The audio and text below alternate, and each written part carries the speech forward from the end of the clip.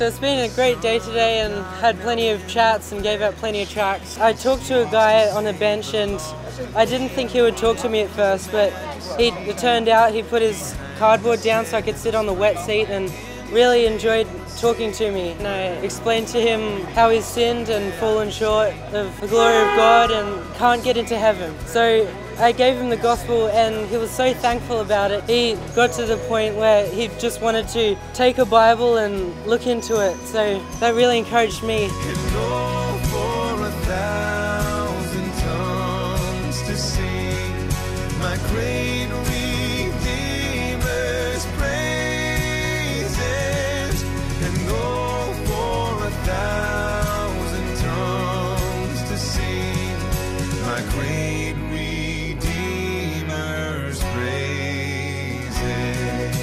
We've had lots of conversations, and what's been amazing in Myanmar is how available they are. They can talk for up to an hour, hour and a half, 2 hours.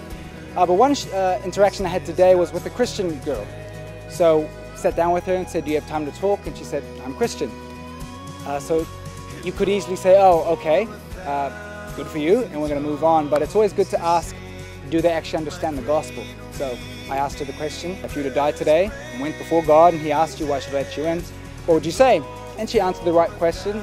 I would trust in Jesus Christ for paying for my punishment. That's it.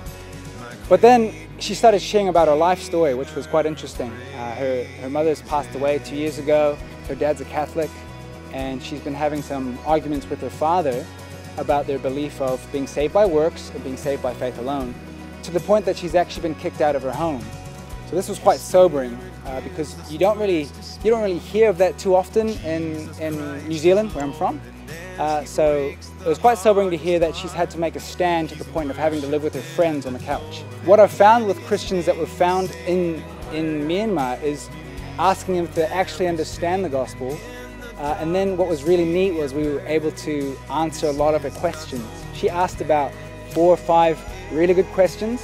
One of them turned out to be a false doctrine, a false teaching that she'd heard about having to pay the sins of your grandparents, and if you don't, then you actually go to hell, and things like that. So I find that coming to Myanmar to talk to people, it's twofold.